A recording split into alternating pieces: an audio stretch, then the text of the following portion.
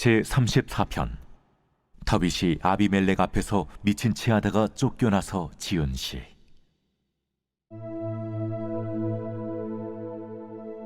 내가 여호와를 항상 송축하며 내 입술로 항상 주를 찬양하리이다. 내 영혼이 여호와를 자랑하리니 곤고한 자들이 이를 듣고 기뻐하리로다. 나와 함께 여호와를 광대하시다 하며 함께 그의 이름을 높이세.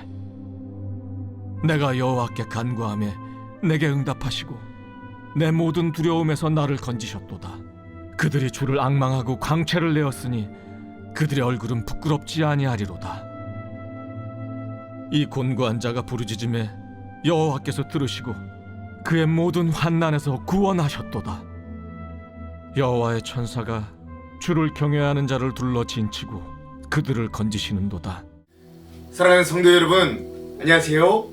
하나님의 사랑과 평안이 우리 사순절을 보내는 우리 세교회, 세임교회, 수도교회, 한장로교회 온 성도들과 온 가정 위에 하나님의 사랑과 평안이 충만하시기를 간절히 축원드립니다. 오늘은 3월 4일 수요일이고요. 벌써 13번째 날입니다. 오늘의 주제는 찬양, 우리 다윗의 이야기를 통해 찬양을 드림, 우리 주제로 함께 말씀을 나눠보려고 합니다. 본문의 말씀은 시편 34편 1절에서 7절까지의 말씀입니다. 오늘 이 시편 34편이요 어떻게 나오게 되었는지 이 말씀의 표제에서부터 아주 또렷하게 나옵니다. 여러분, 앞서 우리 공동체 성경 읽기에서도 보셨듯이 이 시는 언제 쓰여졌는지가 정확히 나옵니다. 그게 언제냐? 다윗이 아비멜렉 앞에서 미친 채 하다가 쫓겨나서 지은 시라고 명확하게 기록이 되어 있는 것이에요. 그래서 이 시편은 사실 시편 34편이지만 사무엘상 21장 10절에서 15절까지의 말씀이 그 배경이기도 합니다. 역사적 배경인 거죠.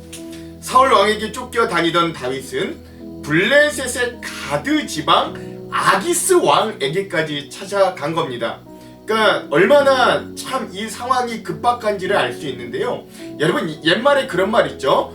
적의 적은 아군이다. 뭐 이런 말이 떠올려질 만큼 다윗은 이스라엘의 어떤 철천지 원수인 나라 블레셋, 아기스가 왕인 그 가드 지방으로 도피를 했던 것이죠. 블레셋 가드가요 어떤 곳이냐면 바로 다윗이 물맷돌을 날려서 곧 끌어뜨리고 죽인 블레셋의 거인 골리앗의 고향이 바로 가드 지방이기도 한 것입니다. 그러니까 여러분, 그곳으로 망명했으니까 다윗의 마음이 얼마나 짓눌릴 대로 짓눌린 상황이었는가. 도망갈 데가 더 이상 없으니까 어떻게 거기까지 도망갈 수밖에 없었는가. 이런 상황을 우리가 한번 생각해 볼 수 있는 겁니다. 여러분, 이 표제에 나왔던 아비멜렉은 애굽이 왕을 바로라고 했던 것처럼 블레셋 왕의 이름의 통칭이 아비멜렉이었던 것입니다. 그리고 아기스라는 건 이 아비멜렉 블레셋 왕의 개인 이름이 아기스였던 것 같아요. 다윗이 이 블레셋 도시 가드를 찾아갔을 때 그 아기스 왕의 신하들이 다윗을 어떻게 모르겠어요. 그쵸? 자기들이 벼르고 벼르던 철천지 원수, 원래 이스라엘의 백전백승의 장군 아니었겠어요? 단번에 알아보고 왕에게 말하는 거죠. 왕이시여, 저자가 우리 골리앗 장군을 죽이고 사울은 천천히요 다윗은 만만이로다 라고 칭송받았던 그 다윗 아닙니까? 라고 반문했던 거예요. 그러니까 여러분, 이 도망쳐온 가드에서도 상황이 만만치 않았던 거죠. 겨우 도망쳐온 이 블레셋 가드 지방에서도 이 가드 지방의 신하들을 통해 이 다윗은 또다시 위기에 처하게 되는 거예요. 그 두려움이 확 다가오는 것이죠. 그래서요, 다윗이 결국 인생의 가장 비참한 지경 중에 하나인데 정신이 온전하지 않은 척, 즉 미친 척, 여기 뭐 제목에도 나왔지만 미친 채 하기 시작했던 것. 성문 문짝에 아무렇게나 막 글자를 긁적이기도 하고 수염에 침을 질질 흘리기도 했던 것 같아요. 그러니까 아기스 왕도 그런 정신 나간 듯한 다윗의 모습을 보면서 내게 정신이 온전하지 않은 사람이 부족해가지고 저런 사람까지 왕궁에 들어오게 하겠느냐? 그래서 경노했던 것이 사무엘상 21장의 내용이기도 했습니다. 그렇게 해서 겨우 미친 척을 해서 그 아기스 왕의 궁전을 빠져나와가지고 다윗이 동굴로 숨어들게 됩니다. 그리고 나서 그 동굴에서 지었던 시가 바로 오늘의 본문인 시편 34편 말씀인 거죠.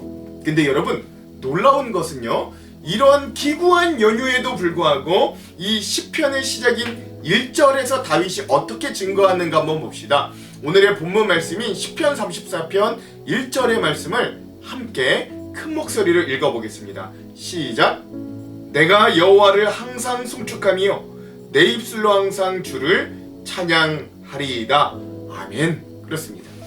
다윗은 잘못한 것이 하나 없이 나라를 열심히 지켰는데, 나가서 나라를 위해 싸우고 승리했는데 오히려 자기 고국의 왕 사울에게 목숨의 위협을 받는 상황에 처해야만 했고, 그래서 원수의 나라로 도망쳐야만 했고, 도망친 그곳에서 정신이 온전하지 않은 척을 해야만 했고, 수염에 침을 흘리고 도망을 나와 이제는 동굴에 숨어드는 아주 비참하고 처참한 지경에 이르기까지 하였습니다. 그러나 겨우 목숨만 건져 도망친 그 비참한 순간 다윗이 가장 먼저 한 일이 무엇인가? 원망했는가? 울었는가? 통곡했는가? 하나님을 찾았는가? 아니요. 그는 바로 찬양을 드렸습니다. 1절에요. 그가 하나님을 송축한다 라고 먼저 고백했거든요. 이게 반복되는데 앞에서는 송축, 뒤에는 찬양 이렇게 반복이 되는데 앞에 나와 있는 내가 하나님을 송축하겠다 라고 고백하는데, 여기에서 송축하다 라고 하는 말, 이 히브리어로는 마라크 라고 하는데, 이 바라크의 뜻은 단순히 찬양하다라는 뜻을 넘어섭니다. 이게 인간의 방향과 하나님의 방향에서는 좀 다르게 해석되는 이 단어이긴 한데요. 이 바라크라는 것을 인간의 입장에서 해석하자면, 인간이 하나님을 찬양할 때 무릎을 꿇다, 하나님께 경배를 드리다 라고 하는 의미라고 합니다. 그래서 거기서 파생돼서 찬양하다, 기도하다라는 뜻으로 확대까지 되는 것이에요. 근데 또 반대편으로 한편 이게 하나님 입장으로 바라크가 해석된다면, 송축하다의 의미가 무엇이냐면 하나님께서 인간을 향하실 때 복을 주신다 라고 하는 뜻이 되기도 한다는 거예요. 그러니까 이 송축하다라는 뜻은 양방향의 뜻이 있는데, 인간이 하나님을 향해 무릎을 꿇고 그래서 하나님을 경배할 때 하나님은 그 인간을 향해 복을 내려주시는 상황이 바로 송축하다, 바라크라고 하는 뜻 안에 이런 의미들이 풍성하게 담겨 있다고 하는 거죠. 다윗이 지금 겪고 있는 이 처참한 상황에서도 자기를 건져주실 분은 하나님이심을 철감하고 있다라는 걸 이 바라크라는 단어에서도 우리가 알 수 있는 겁니다. 그 하나님께 드리는 찬양은 그래서 기쁨만이 아니라 하나님만이 나의 인생의 절박하고도 유일한 해결과 해답이 되신다는 절절한 고백이었던 거예요. 그 찬양을 받으시는 하나님도 그렇게 가난한 마음을 가진, 절실한 마음을 가진 다윗, 또는 오늘 우리도 그런 마음으로 찬양한다면 그런 성도들을 기억하시고 그들을 보호하시며 하나님의 알맞은 복으로 덧입혀 주시는 시간이 바로 송축, 우리가 하나님을 찬양하는 그 시간에 이루어진다라는 걸 오늘 이 장면을 통해서 우리가 기억해 볼 수 있습니다. 또 1절에 반복되는 하나가 더 있죠. 송축과 찬양 이렇게 반복되듯 또 하나 반복되는 단어가 있는데, 그게 뭐냐? 항상이라는 단어입니다. 앞에서도 항상 송축하고 항상 찬양한다 라고 나와 있거든요. 이 앞에서의 항상은 all the time, 즉 모든 시간에 라고 하는 뜻이고, 뒤에 있는 항상은 continually, 즉 끊이지 않고 계속이라는 의미라고 해요. 하나님을 높이는 삶을 사는 건 즉 매년, 매월, 매시, 매시간, 매분, 매 초마다 하는 것이고 상황과 환경에 따라 그게 달라져서는 안 된다. 좋을 때는 찬양하고 슬플 때는 안 한다. 이게 아니라는 거죠. 이걸 우리들에게 잘 알려주는 대목이기도 합니다. 즉 하나님을 높이는 그리스도인의 삶은 그때마다 상황에 따라 달라지는 믿음이 아니라 그럼에도 불구하고 기뻐도 슬퍼도 어려워도 잘돼도 하나님께 찬양을 드려지는 인생, 즉 우리 그때마다 이땐 찬양하고 안하고 이런 점점점의 인생이 아니라 언제나 하나님께 찬양을 드려 그 찬양이 이어지는 선의 인생이다, 라인의 인생이다 라고 하는 걸 우리들에게 알려주는 것입니다. 다윗은 상황이 좋아짐이 아니라 내가 항상 주님을 송축하고 찬양한다고 이렇게 고백하는 거예요. 침을 흘리며 수치를 당하던 그 순간에도 그의 영혼은 하나님을 향하고 있었다는 거죠. 다윗의 찬양은 환경에 대한 반응이 아니라 환경보다 크신 하나님을 바라보기로 결정한 강력한 자기 부인이었다라는 거예요. 내가 비참한 현실을 긍정하는 게 아니라 내가 비참해도 그럼에도 불구하고 여전히 신실하신 하나님을 내가 신뢰하기로 결정하고 결단했다는 겁니다. 사실 이렇게 위대한 다윗의 찬양, 송축은 근데 여러분 갑자기 툭 튀어나온 믿음의 행위는 아닌 거예요. 그의 지금까지의 인생 중에서 함께 하셨던 하나님을 그가 애써 기억할 때 그때 그의 마음과 입술에서 여전히 찬양이 떠나지 않았다는 사실이 중요합니다. 오늘 본문 중에 4절의 말씀도 한번 같이 읽어볼게요. 시작. 내가 여호와께 간구하며 내게 응답하시고 내 모든 두려움에서 나를 건지셨도다. 아멘. 그렇죠.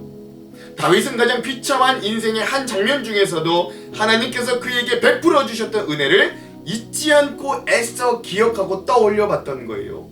목동 시절 나를 덮쳐오는, 우리 양들을 덮쳐오는 사자를 이겨 그 사자의 입을 찢게 해주셨던 그 하나님, 전쟁터 골리앗 앞에서도 두려워 떨지 않고 그에게 물맷돌을 던져 승리하게 하셨던, 나뿐만 아니라 우리 민족과 나라를 구해주셨던 하나님, 그 하나님을 지금 이 비참한 순간에도 애써 기억했던 겁니다. 이렇게 오늘 우리가 드릴 찬양은 우리의 사사로운 감정에서부터 시작되는 게 아니에요. 오히려 우리의 인생을 여기까지 함께 하신 하나님을 기억하면 그 하나님을 통해 다시 찬양이 나올 수 있다라는 기억이 중요하다는 거예요. 자, 이제 시선을 오늘 우리에게로 한번 가져와 봅시다. 오늘 그리스도인 된 우리들도 종종 이렇게 말합니다. 내가 이 문제만 해결되면 하나님 마음껏 찬양하겠습니다. 감사드리겠습니다. 뭐 이렇게 종종 말하죠. 그러나 오늘 말씀은 우리는 이런 메시지를 전하는 거예요. 아니다. 찬양이 먼저다. 찬양하면 시선이 달라진다. 라고 말하는 거죠. 그러니까 여러분, 찬양을 통해 현실을 도피하라는 게 아닙니다. 현실을 부정하라는 말이 아니에요. 현실 위에 계신 하나님을 그 순간 찬양을 통해 바라보자 라고 하는 말입니다. 다윗은 아직 도망 중이었지만 그의 시선은 이미 안전한 피난처이신 하나님께로 옮겨가 있었던 것입니다. 이런 찬양의 고백을 삶으로 보여준 여러분 두 여인의 이야기들도 함께 좀 나누고 싶은데요. 여러분, 한국 성도들이 가장 사랑하는 찬송가를 작시했던 한 명인 미국의 페니 크로스비 여사의 이야기입니다. 이 페니 크로스비라고 하는 이 여인은요, 생후 6개월 만에 감기 치료 과정에서 의료 사고로 인해서 아주 어렸을 때부터, 아기 때부터, 신생아 때부터 완전히 시력을 잃은 상태였다고 합니다. 그러니까 그녀는 계속 어둠 속에 살았던 거예요. 하지만 그녀는 난 단 한 번도 하나님께 시력을 달라고 구한 적이 없습니다 라고 놀랍게 고백하죠. 그 이유가 무엇이냐? 오히려 나는 다시 태어나도 맹인으로 태어나기를 원합니다. 그래야 내가 천국에 갔을 때 가장 먼저 볼 얼굴이 주님의 얼굴이기 때문에 그래요. 이런 놀라운 고백을 하셨다는 거예요. 그분이 어떤 찬양을 썼는가? 우리가 사랑하는 찬송가 384장 나의 갈 길 나가도록 예수 인도하시니, 또한 찬송가 288장 예수로 나의 구주 삼고, 이런 찬양들의 가사들을 이분이 작사한 분인데 이 가사들이 안락한 환경에서 나온 게 아니라는 게 놀라운 거죠. 이 크로스비 여사의 장애, 눈이 보이지 않는 상황을 그는 원망하는 대신 보이지 않는 하나님을 찬양하기로 선택한 자기 부인의 결과였다. 그러므로 이 크로스비 여사에게 찬양은 어둠을 이기는 유일한 빛이 되었다 라고 할 수 있는 겁니다. 우리나라에서도요, 자기에게 다가온 이 고난을 찬양으로 승화시킨 시인이 한 분 계시죠. 우리가 잘 아는 송명희 시인입니다. 그녀는 출생 과정에서 뇌성마비가 되어서 전신을 제대로 가르두지 못하고 한마디를 내뱉는 것조차 온몸을 비틀어야 하는 평생 장애와 고통 가운데 살았던 인물입니다. 하지만 그녀는 그녀가 작시한 시 나라고 하는 찬양에서 이렇게 고백하지요. 나 가진 재물 없으나, 나 남이 가진 건강 있지 않으나, 나 남이 듣진 못한 음성 들었고, 나 남이 보지 못한 것을 보았다. 공평하신 하나님이 나에게 그렇게 은혜를 주셨다. 그분 그렇게 고백하시는 거예요. 세상적인 기준으로 보면 이 송명희 시인, 그분은 찬양할 것이 하나도 없어 보이는 인생이기도 합니다. 그러나 그녀는 그녀의 장애와 고통을 하나님 앞에 제물로 드렸고 상황의 제단 위에서 가장 아름다운 찬양을 길어 올려 드렸던 거예요. 그래서 송명희 시인의 찬양은 많은 건강한 이들의 부끄러운 침묵을 깨우는 굉장히 강력한 도구가 되었던 것이기도 하죠. 사랑하는 새교회 성도 여러분, 다윗이 오늘 우리에게 본으로 보여준 것처럼 찬양을 드린다는 건 이렇게 내 감정을 주님 앞에 꺾어드리는 일입니다. 거기에 지배받지 않겠다는 거예요.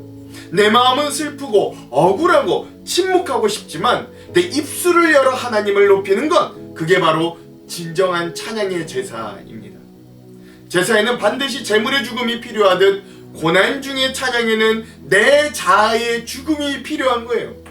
그러므로 오늘 이 찬양을 하나님께 드림이라고 하는 이 주제, 이 묵상은 오늘 우리들에게 이렇게 질문합니다. 요즘 내 입술에서 찬양이 줄어든 이유는 무엇인가?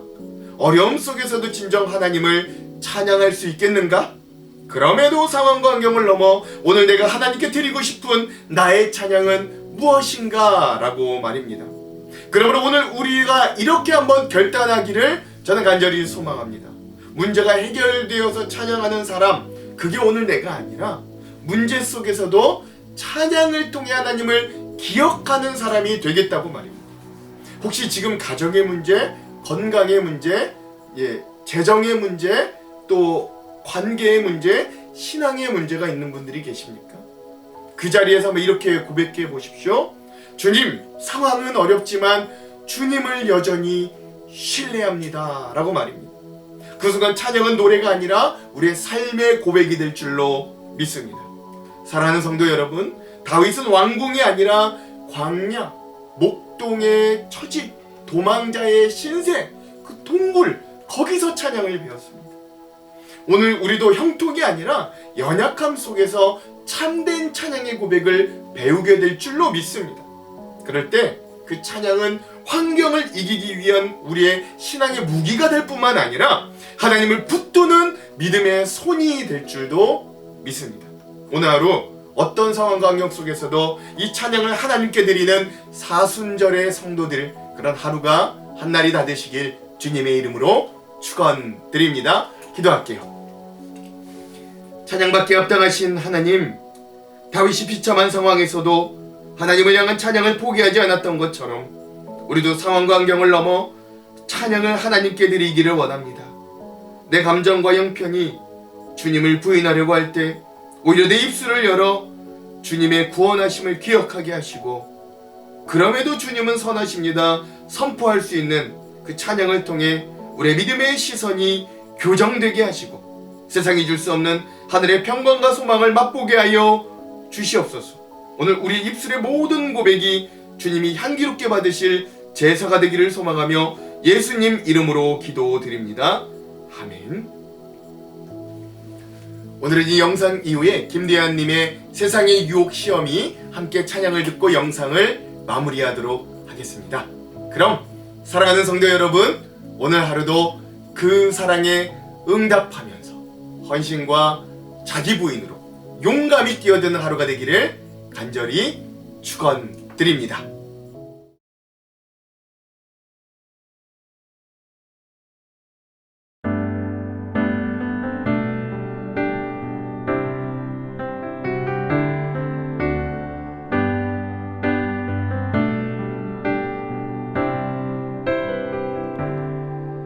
세상의 유혹 시험이 내게 몰려올 때에 나의 힘으론 그것들 모두 이길 수 없네.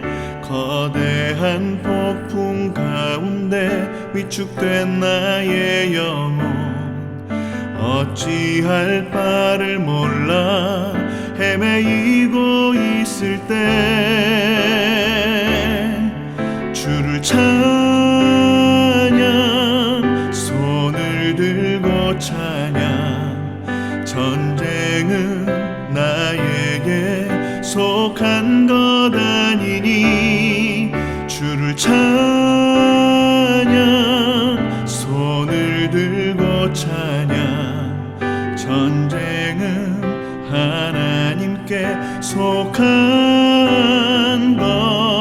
것이니.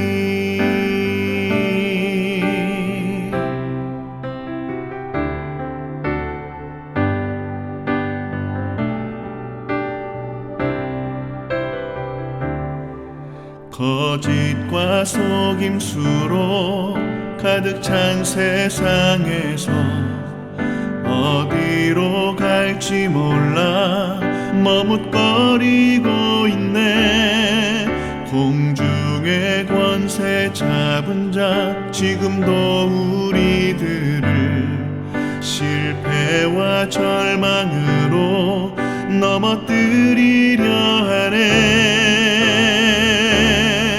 주위를 둘러보면 아무도 없는 듯 믿음의 눈을 들면 보이는 분 계시네.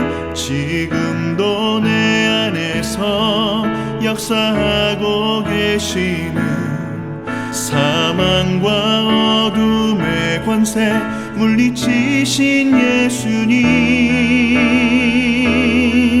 주를 찬양 손을 들고 찬양 전쟁은 나에게 속한 것 아니니 주를 찬양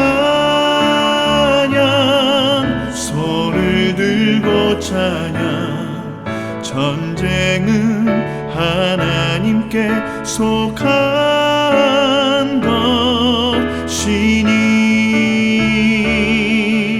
주를 찬양 손을 들고 찬양 전쟁은 나에게 속한 것 아니니 주를 찬양 손을 들고 찬양 전쟁은 하나님께 속한 것이니 전쟁은 하나님께 속한 것